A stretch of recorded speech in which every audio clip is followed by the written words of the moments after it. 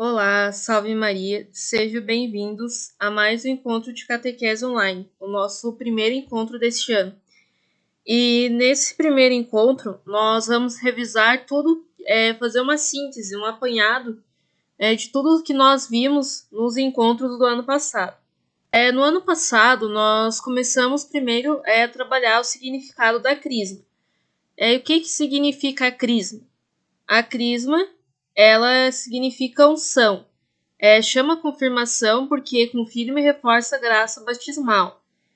O óleo da crisma é composto por óleo de oliva perfumado com resina balsâmica. E por que ele é perfumado e composto pelo óleo de oliva? Porque o óleo representa a alegria, a força e a saúde.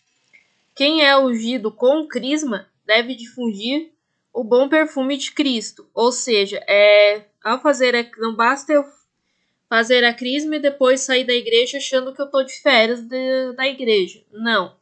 Quem é ungido com o crisma, ele sempre deve difundir o bom perfume de Cristo. O que é difundir esse bom perfume de Cristo?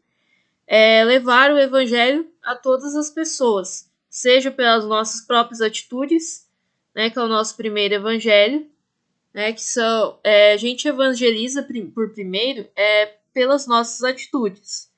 E depois por palavras, seja participando da liturgia, sendo ministro, sendo catequista, enfim.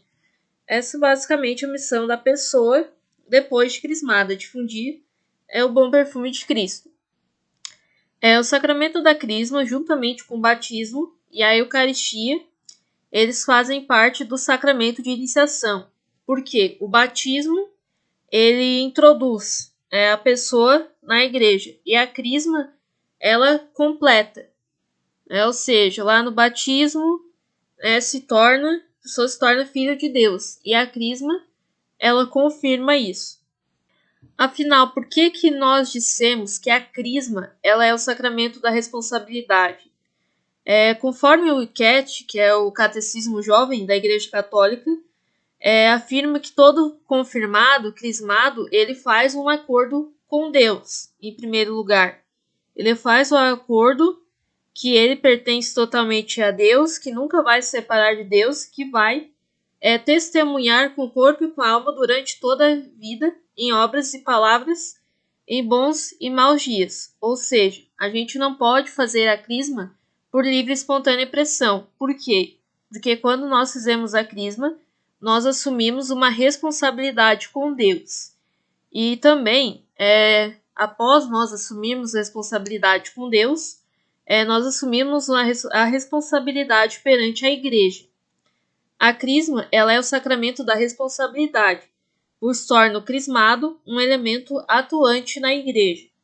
Ou seja, a partir do momento que a pessoa recebe o sacramento da crisma, ela está apta para assumir diversas missões presentes na igreja. Ou seja, depois que você faz a crisma, você está apto para ser ministro, para ser catequista, enfim, para fazer aquilo que a igreja necessitar.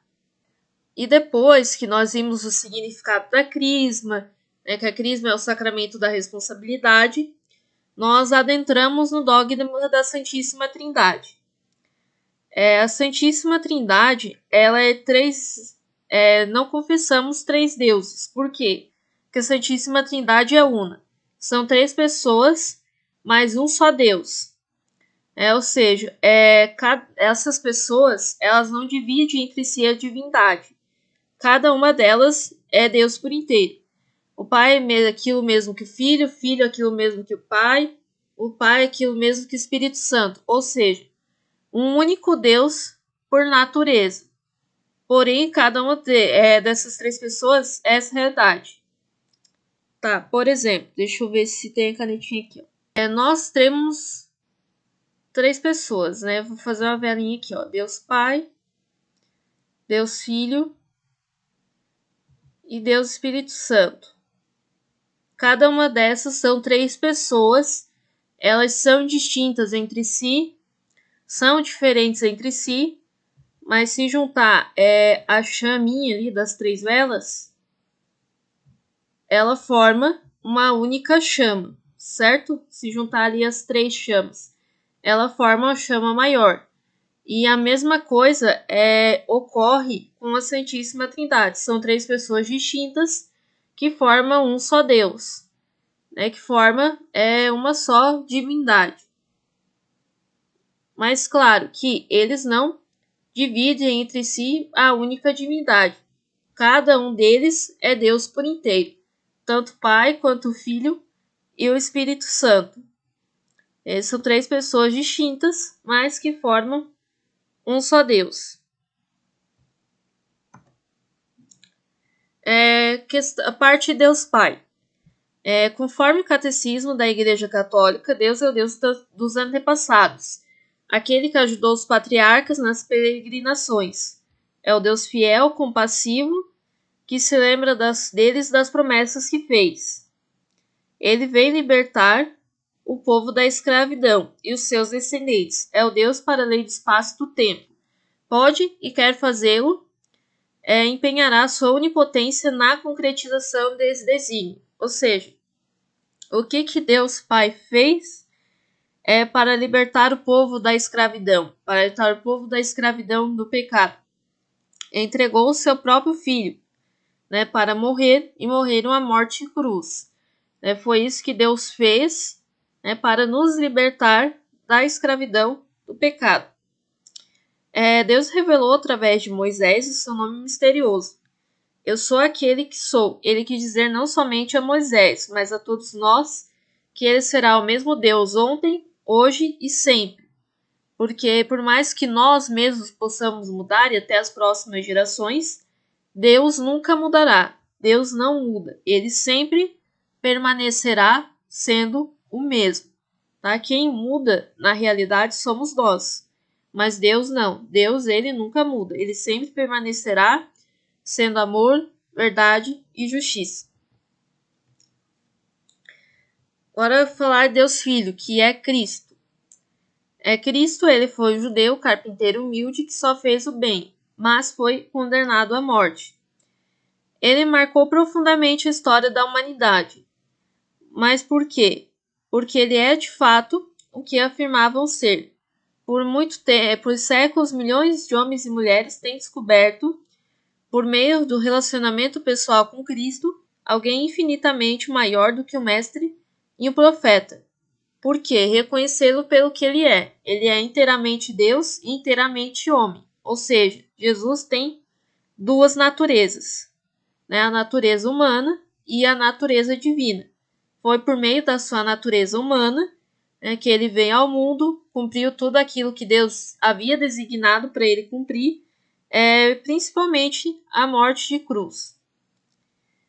Eles reconheceram como Salvador sua morte e sua ressurreição. Sua mensagem, sua pessoa, sempre dá um novo sentido para cada pessoa viver. Ou seja, quando nós conhecemos a Cristo de verdade, a nossa vida ela toma um outro sentido.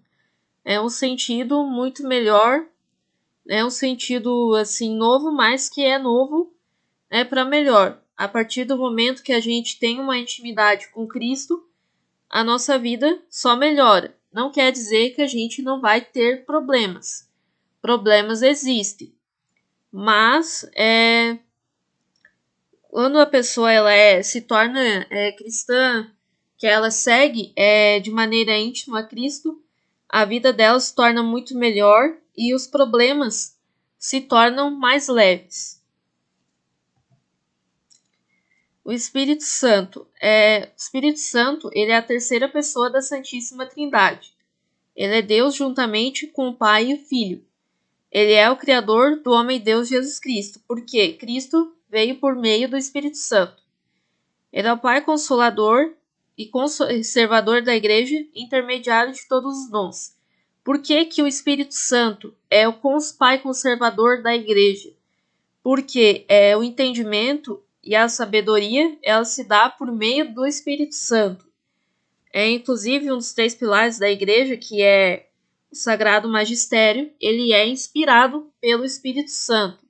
O Espírito Santo inspira para que as pessoas não façam coisas puramente humanas, mas que também façam coisas de acordo com a vontade divina. Por quê? Porque o Espírito Santo, ele é o nosso santificador e é motor de nossa conversão. Ele também é guia e alma da igreja, justamente porque advindo dele vem a sabedoria e a inteligência. Porque, um exemplo, é como a família pobre que vivesse sobre o rico poço de petróleo, sem saber o que lhe serviria. Assim, do mesmo modo, seria para nós inatingível a obra e a redenção de Cristo, se o Espírito Santo não nos viesse esclarecer de toda a verdade. Ao Espírito de amor estão confiadas a salvação de nossa alma e de sua santificação. Por isso, a importância da crisma.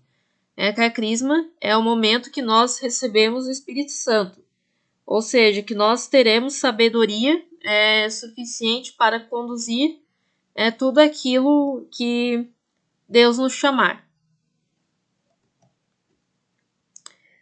Os símbolos do Espírito Santo, nós temos 3. A pomba branca, as línguas de fogo e o vento impetuoso. A pomba branca aparece no batismo de Jesus e simboliza doçura, simplicidade, bondade e paz.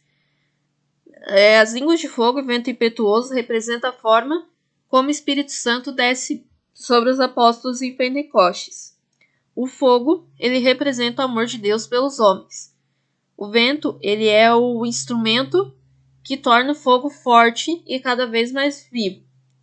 A expressão batizar com fogo não é batizar com fogo de maneira literal, mas sim batizar com o sinal de amor e do amor eterno.